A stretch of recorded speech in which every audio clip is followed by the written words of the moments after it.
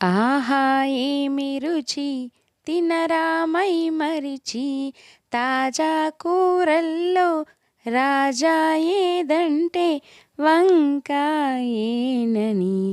Hi friends, welcome back to our channel Sai Supriya's kitchen and vlogs. మీ అందరికీ అర్థమయ్యే ఉంటుంది కదండి ఇవాళ మన స్పెషల్ గుత్తి వంకాయ కూర. వంకాయని ఇష్టపడని వాళ్ళు ఎవరుంటారండి?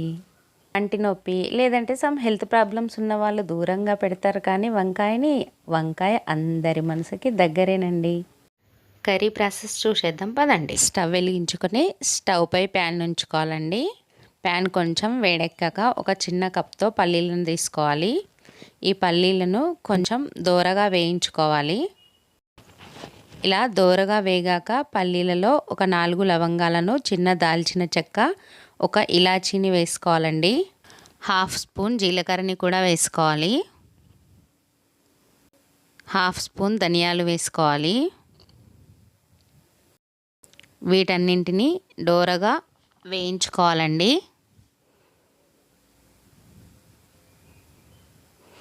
ఇలా ఇవన్నీ దోరగా వేయించుకున్నాక స్టవ్ ఆఫ్ చేసేయాలి. పల్లీలు వేయించుకున్న స్పైసెస్ అన్నింటినీ చిన్న మిక్సీ జార్ తీసుకొని మిక్సీ జార్లోకి వేసేసుకోవాలండి. ఇందులోనే ఒక చిన్న కప్పు నిండా కొబ్బరి పొడిని వేసుకోవాలి. చిన్న కప్తో ఉల్లిపాయలు తరిగి వేసుకోవాలి. 1 స్పూన్ కారం, 1/2 టీ స్పూన్ పసుపు, పావు స్పూన్ చక్కెరని వేసుకోవాలి. సరిపడా ఉప్పుని కూడా వేసేసుకోవాలండి.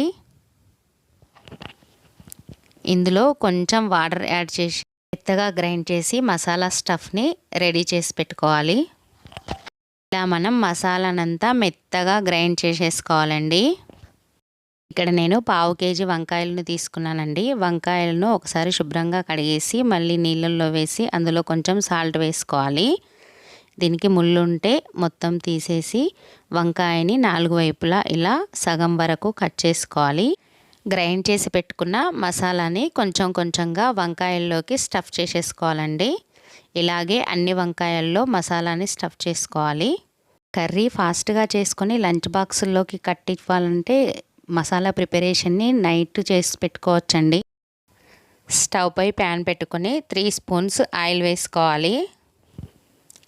ఆయిల్ వేడెక్కాక ఆవాలు, జీలకర్రను వేసుకోవాలి. ఆవాలు, జీలకర్ర చిటపటలాడుతుండగా ఒక 2-3 పచ్చిమిర్చిని సన్నగా కట్ చేసి వేసుకోవాలి. ఆవాలు, జీలకర్ర, పచ్చిమిర్చి కొంచెం ఫ్రై అయ్యాక ఇందులోనే కరివేపాకుని వేసుకోవాలి. కరివేపాకు చిటపటలాడాక ఒక చిన్న కప్తో సన్నగా తరిగిన ఉల్లిపాయ ముక్కల్ని వేసుకోవాలి. ఉల్లిపాయలు లైట్ గోల్డెన్ కలర్లోకి ఫ్రై అయ్యాక ముందుగా మనము మసాలా స్టఫ్ చేసి ఉంచుకున్న వంకాయలన్నింటినీ ఒక్కొక్కటిగా ఈ నూనెలో వేసుకోవాలండి. ఇవన్నీ వేసుకున్నాక స్టవ్ని మీడియం ఫ్లేమ్లో పెట్టుకొని ప్యాన్పై మూత పెట్టుకోవాలి. వంకాయలు బాగా మగ్గుతాయి. ఒక 5 మినిట్స్ తర్వాత మూత తీసి చూస్తే వంకాయలు కొంచెం మగ్గుతాయి. మూత తీసాక ఈ వంకాయలన్నింటినీ ఒకసారి బాగా కలుపుకోవాలండి. ఈ వంకాయలన్నీ మెత్తబడే వరకు కలుపుతూ ఫ్రై చేసుకోవాలండి. వంకాయలన్నీ మెత్తబడ్డాక మనం స్టఫ్ చేసుకోగా మిగిలిన మసాలానంతటిని ఇందులో వేసేసుకోవాలండి. ఈ వంకాయలు మసాలా అంతా మిక్స్ అయ్యేలా బాగా కలుపుకోవాలండి. ఇలా కలుపుకున్నాక ఇందులో 1/2 కప్పు వరకు పెరుగుని వేసుకోవాలండి. పెరుగు వద్దనుకునేవారు ఒక 2-3 రెమ్మల చింతపండు రసం వేసుకున్నా సరిపోతుందండి. మా ఇంట్లో చింతపండు కంటే పెరుగు వేసిన కర్రీనే ఇష్టపడతారండి పిల్లలు. ఈ పెరుగు, మసాలా, వంకాయ అంతా మొత్తం కలిసిపోవాలండి.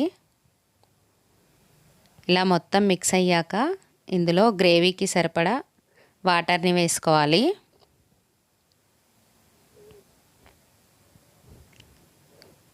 వాటర్ పోసాక ఇంకోసారి గరిటెతో కర్రీనంతటిని మిక్స్ చేసుకోవాలండి. గట్టిగా అనిపిస్తే మనం ఇంకొన్ని వాటర్ని యాడ్ చేసుకోవాలి. వాటర్ యాడ్ చేసుకున్నాక 5 మినిట్స్ వరకు దీనిపై మూతను ఉంచుకోవాలండి. కొంచెం సందు ఉంచి మూత పెట్టేసుకోవాలి. తర్వాత మూత తీసాక కర్రీ అంతా ఇలా ఉడుకుతుంది. దింపే ముందు కొంచెం కొత్తిమీరని యాడ్ చేసుకోవాలి. 10-15 మినిట్స్లో కర్రీ అంతా ఉడికిపోయిందండి. ఇలా కర్రీ అంతా ఉడికాక పైకి ఇలా కొంచెం ఆయిల్ రిలీజ్ అవుతుందండి. ఆ టైంలో మనం స్టవ్ ఆఫ్ చేసేసుకోవాలి. చూశారు కదా ఫ్రెండ్స్, ఈజీ అండ్ సింపుల్గా చేసుకునే టేస్టీ గుత్తి వంకాయ కర్రీని. ఈ రెసిపీ కనుక మీకు నచ్చినట్టయితే లైక్ చేయండి, మీ ఫ్రెండ్స్కి రిలేటివ్స్కి షేర్ చేయండి. నా ఛానల్ని సబ్స్క్రైబ్ చేసుకోవడం మాత్రం అస్సలు మర్చిపోకండి. వీడియో చూసినందుకు చాలా ధన్యవాదాలండి.